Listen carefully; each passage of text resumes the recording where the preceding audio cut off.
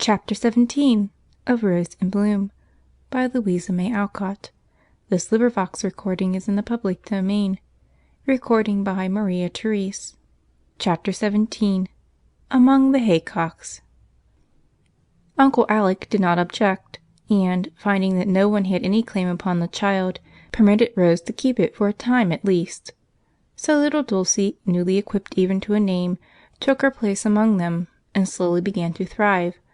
But she did not grow pretty, and never was a gay, attractive child, for she seemed to have been born in sorrow and brought up in misery. A pale, pensive little creature, always creeping into corners and looking timidly out, as if asking leave to live, and, when offered playthings, taking them with a meek surprise that was very touching. Rose soon won her heart, and then almost wished she had not, for baby clung to her with inconvenient fondness, changing her former wail of "Marmar" into a lament for "Aunty Woes" if separated long.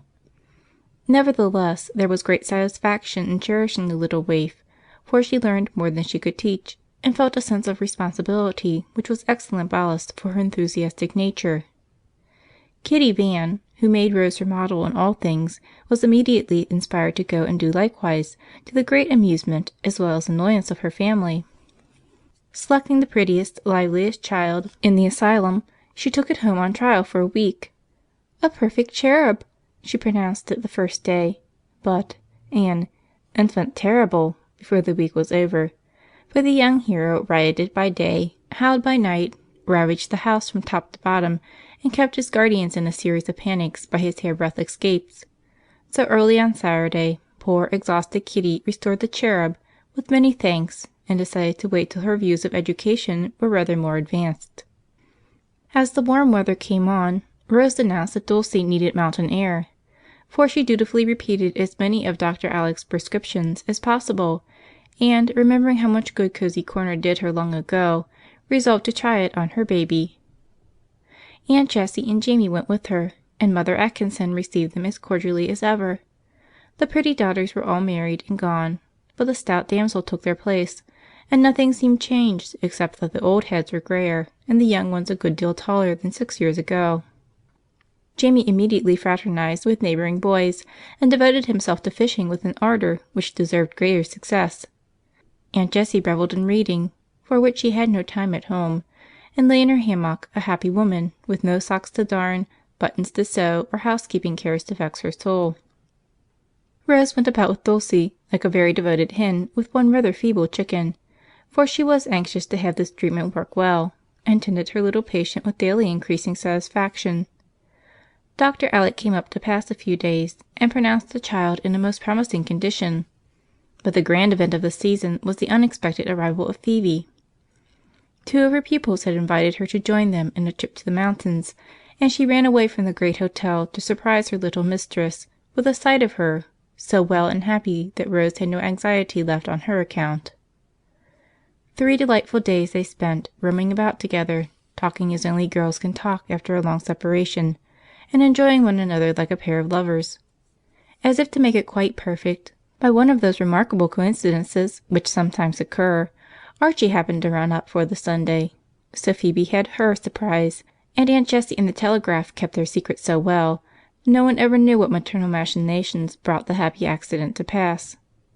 Then Rose saw a very pretty, pastoral bit of lovemaking, and long after it was over and Phoebe gone one way, Archie another, the echo of sweet words seemed to linger in the air, tender ghosts to haunt the pine grove, and even the big coffee pot had a halo of romance about it, for its burnished sides reflected the soft glances the lovers interchanged as one filled the other's cup at that last breakfast. Rose found these reminiscences more interesting than any novel she had read, and often beguiled her long leisure by planning a splendid future for her Phoebe, as she trotted about after her baby in the lovely July weather. On one of the most perfect days she sat under an old apple tree on the slope behind the house, where they used to play. Before her opened the wide interval, dotted with haymakers at their picturesque work. On the left flowed the swift river, fringed with graceful elms in their bravest greenery. On the right rose the purple hills, serene and grand, and overhead glowed the midsummer sky, which glorified it all.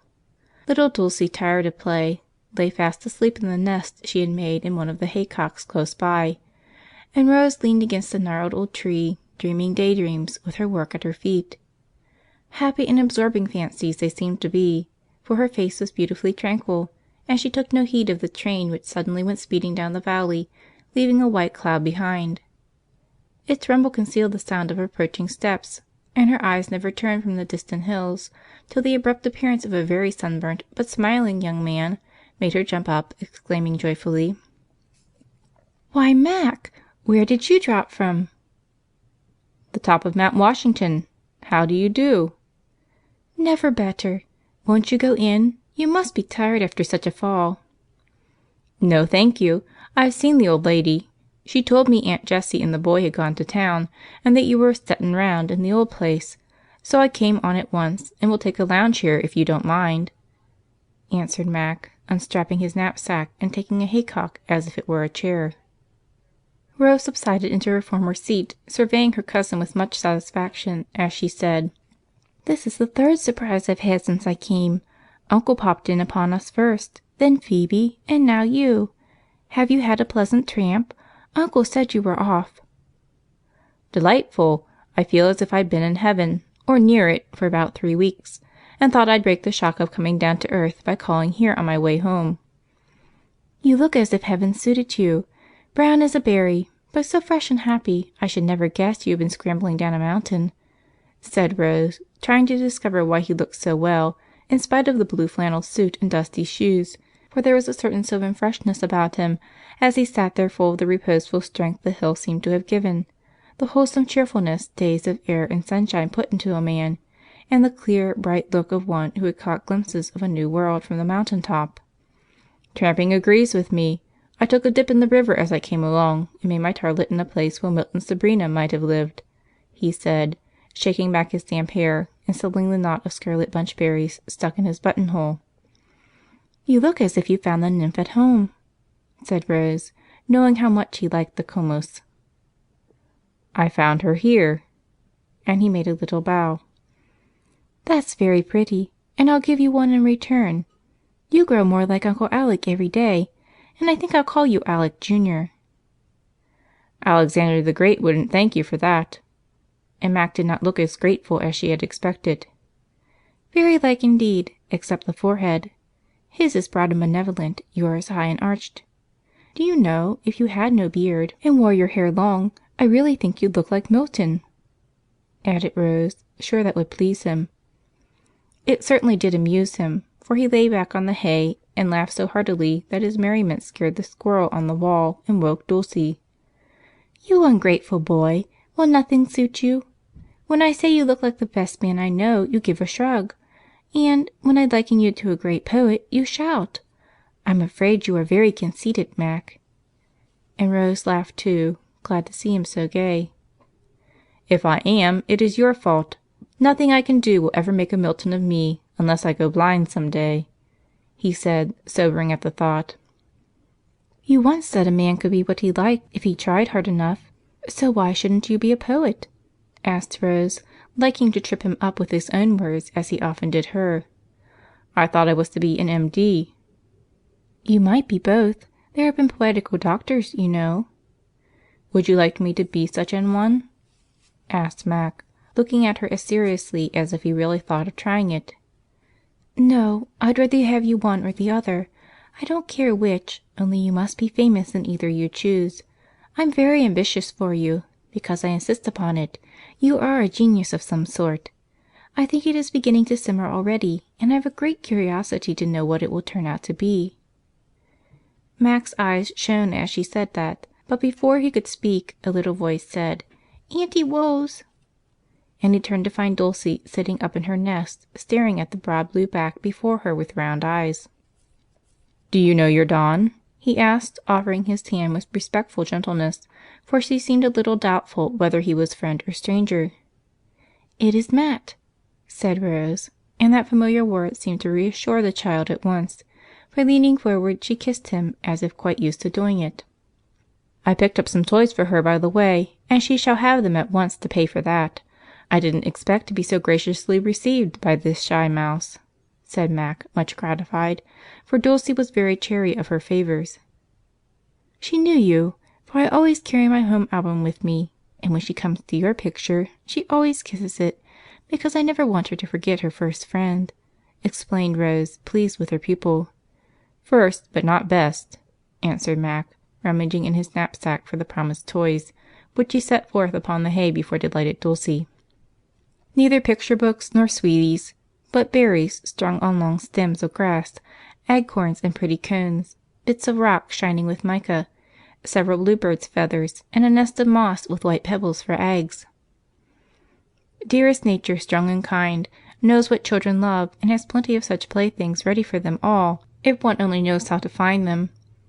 These were received with rapture, and leaving the little creature to enjoy them in her own quiet way, Mac began to tumble the things back into his knapsack again. 2 or 3 books lay near Rose, and she took up one which opened at a place marked by scribbled paper.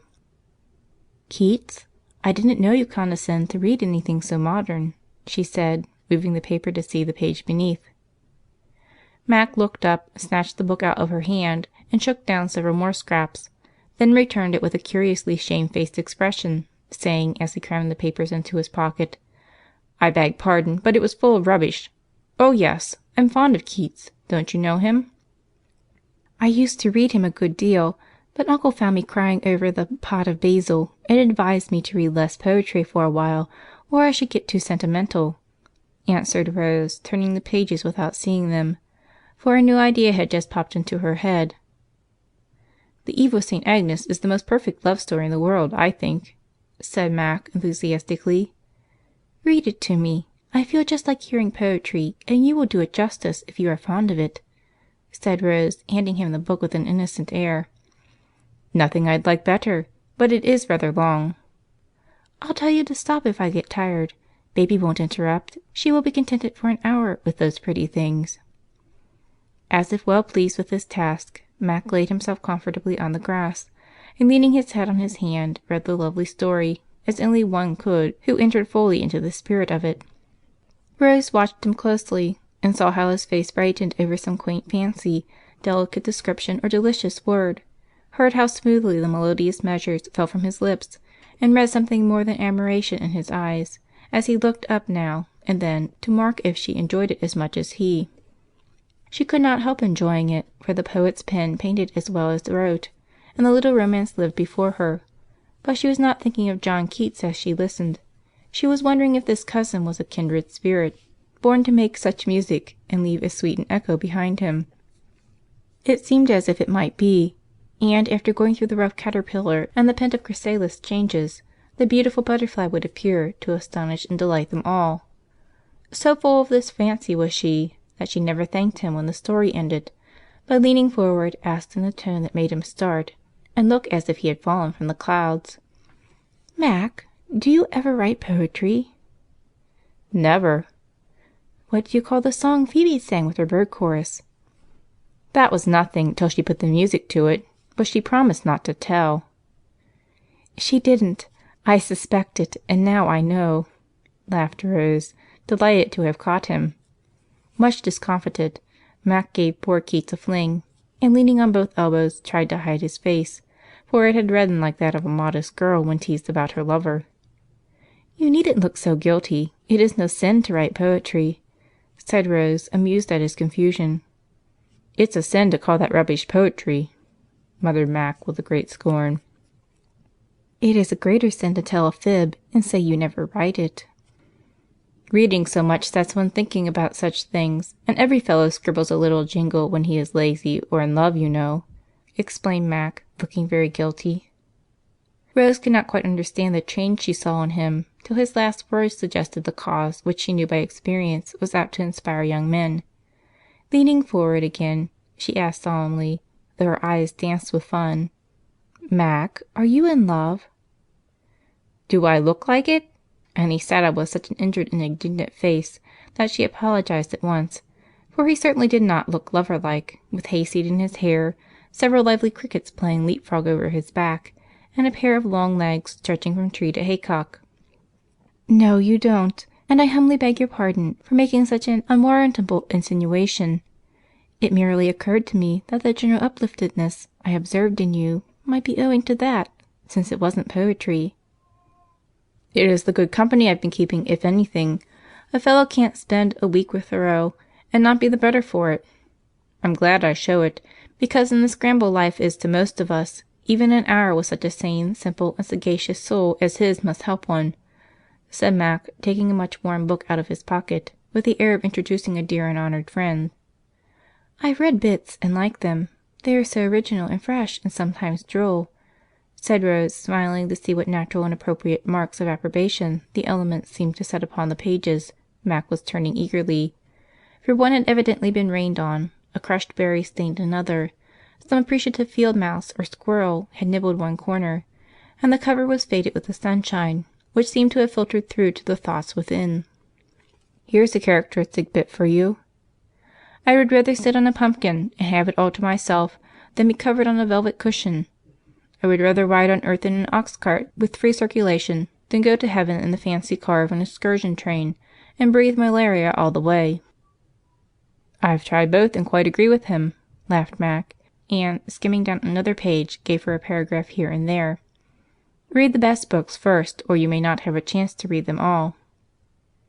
We do not learn much from learned books, but from sincere human books, frank, honest biographies. At least let us have healthy books. Let the poet be as vigorous as a sugar maple, with sap enough to maintain his own verdure, besides what runs into the trough, and not like a vine which, being cut in the spring, bears no fruit, but bleeds to death in the endeavor to heal its wounds." "That will do for you," said Rose, still thinking of the new suspicion which pleased her by its very improbability. Mac flashed a quick look at her and shut the book, saying quietly, though his eyes shone and a conscious smile lurked about his mouth: "We shall see, and no one need meddle, for, as my Thoreau says, 'Whatever we leave to God, God does and blesses us. The work we choose should be our own, God lets alone.'" Rose sat silent, as if conscious that she deserved his poetical reproof. "Come, you have catechized me pretty well. Now I'll take my turn and ask why you look uplifted, as you call it. What have you been doing to make yourself more like your namesake than ever?" asked Mac, carrying more into the enemy's camp with a sudden question. "Nothing but live and enjoy doing it. I actually sit here day after day, as happy and contented with little things as Dulce is, and feel as if I wasn't much older than she," answered the girl, feeling as if some change was going on in that pleasant sort of pause, but unable to describe it. "As if a rose should shut and be a bud again," murmured Mac, borrowing from his beloved Keats. "Ah, but I can't do that. I must go on blooming whether I like it or not, and the only trouble I have is to know what leaf I ought to unfold next," said Rose, playfully smoothing out the white gown, in which she looked very like a daisy among the green. "How far have you got?" asked Mac, continuing his catechism as if the fancy suited him. "Let me see. Since I came home last year, I've been gay, then sad, then busy, and now I am simply happy. I don't know why, but seem to be waiting for what is to come next and getting ready for it, perhaps unconsciously," she said, looking dreamily away to the hills again, as if the new experience was coming to her from afar. Mac watched her thoughtfully for a minute, wondering how many more leaves must unfold before the golden heart of this human flower would lie open to the sun. He felt a curious desire to help in some way, and could think of none better than to offer her what he had found most helpful to himself. Picking up another book, he opened it at a place where an oak leaf lay, and handing it to her, said, as if presenting something very excellent and precious: "If you want to be ready to take whatever comes in a brave and noble way, read that, and the one where the page is turned down." Rose took it, saw the words "Self-Reliance," and turning the leaves, read here and there a passage which was marked: "My life is for itself and not for a spectacle. Insist on yourself, never imitate. That which each can do best none but his Maker can teach him. Do that which is assigned to you, and you cannot hope or dare too much." Then coming to the folded leaf whose title was "Heroism," she read and brightened as she read: "Let the maiden with the wrecked soul walk serenely on her way. Accept the hint of each new experience. Search in turn all the objects that solicit her eye, that she may learn the power and the charm of her newborn being. The fair girl who repels interference by a decided and proud choice of influences inspires every beholder with something of her own nobleness, and the silent heart encourages her. O friend, never strike sail to fear, come into port greatly, or sail with God the seas. You understand that, don't you? Asked Mac, as she glanced up with the look of one who had found something suited to her taste and needs. Yes, but I never dared to read these essays because I thought they were too wise for me. The wisest things are sometimes the simplest, I think. Everyone welcomes light and air, and cannot do without them. Yet very few could explain them truly. I don't ask you to read or understand all of that, don't myself, but I do recommend the 2 essays I've marked, as well as Love and Friendship. Try them and let me know how they suit. I'll leave you the book. Thanks. I wanted something fine to read up here, and judging by what I see, I fancy this will suit. Only Aunt Jessie may think I'm putting on airs if I try Emerson. Why should she? He has done more to set young men and women thinking than any man in this century, at least. Don't you be afraid. If it is what you want, take it, and go ahead as he tells you. Without halting, without rest, lifting better up to best. I'll try, said Rose meekly, feeling that Mac had been going ahead of himself much faster than she had any suspicion. Here a voice exclaimed, "Hello!" and looking round, Jamie was discovered surveying them critically, as he stood in an independent attitude, like a small colossus of Rhodes in brown linen, with a bundle of molasses candy in one hand, several new fishhooks cherished carefully in the other, and his hat well on the back of his head, displaying as many freckles as one's somewhat limited nose could reasonably accommodate. "How are you, young one?" said Mac, nodding. "Tip-top. Glad it's you. Thought Arch might have turned up again, and he's no fun. Where did you come from? What did you come for? How long are you going to stay? Want a bit? It's jolly good." With which varied remarks, Jamie approached, shook hands in a manly way, and sitting down beside his long cousin, hospitably offered sticks of candy all round. "Did you get any letters?" asked Rose, declining the sticky treat. "Lots, but Mama forgot to give 'em to me, and I was rather in a hurry, for Mrs. Atkinson said somebody had come, and I couldn't wait," explained Jamie, reposing luxuriously with his head on Mac's legs and his mouth full. "I'll step and get them. Auntie must be tired, and we should enjoy reading the news together." "She's the most convenient girl that ever was," observed Jamie, as Rose departed, thinking Mac might like some more substantial refreshment than sweetmeats. "I should think so, if you let her run your errands, you lazy little scamp," answered Mac, looking after her as she went up the green slope, for there was something very attractive to him about the slender figure in a plain white gown with a black sash about the waist, and all the wavy hair gathered to the top of the head with a little black bow. "Sort of a pre-Raphaelite, and quite refreshing after the fur-bellowed creatures at the hotels," he said to himself as she vanished under the arch of scarlet runners over the garden gate. "Oh, well, she likes it. Rose is fond of me, and I'm very good to her when I have time," continued Jamie, calmly explaining. "I let her cut out a fishhook when it caught in my leg, with a sharp penknife, and you'd better believe it hurt, but I never squirmed a bit, and she said I was a brave boy. And then, one day I got left on my desert island, out in the pond, you know. The boat floated off, and there I was for as much as an hour before I could make anyone hear. But Rose thought I might be there, and down she came and told me to swim ashore. It wasn't far, but the water was horrid cold, and I didn't like it. I started, though, just as she said, and got on all right till about halfway. Then cramp or something made me shut up and howl, and she came after me slapdash and pulled me ashore. Yes, sir, as wet as a turtle and looked so funny. I laughed, and that cured the cramp. Wasn't I good to mind when she said, 'Come on'?" "She was, to dive after such a scapegrace. I guess you lead her a life of it, and I'd better take you home with me in the morning," suggested Mac, rolling the boy over and giving him a good-natured pummeling on the haycock, while Dulce applauded from her nest. When Rose returned with ice-cold milk, gingerbread, and letters, she found the reader of Emerson up in the tree, pelting and being pelted with green apples, as Jamie vainly endeavored to get at him. The siege ended when Aunt Jessie appeared, and the rest of the afternoon was spent in chat about home affairs. Early the next morning Mac was off, and Rose went as far as the old church with him. "Shall you walk all the way?" she asked, as he strode along beside her in the dewy freshness of the young day. "Only about 20 miles, then take car and whisk back to my work," he answered, breaking a delicate fern for her. "Are you never lonely?" "Never. I take my best friends along, you know," and he gave a slap to the pocket from which peeped the volume of Thoreau. "I'm afraid you leave your very best behind you," said Rose, alluding to the book he had lent her yesterday. "I'm glad to share it with you. I have much of it here, and a little goes a great way, as you will soon discover," he answered, tapping his head. "I hope the reading will do as much for me as it seems to have done for you. I'm happy, but you are wise and good. I want to be also." "Read away and digest it well, then write and tell me what you think of it. Will you?" he asked, as they paused where the four roads met. "If you will answer. Shall you have time with all your other work? Poetry, I beg pardon, medicine is very absorbing, you know," answered Rose mischievously, for just then, as he stood bareheaded with the shadows of the leaves playing over his fine forehead, she remembered the chat among the Haycocks, and he did not look at all like an M.D. "I'll make time." "Goodbye, Milton."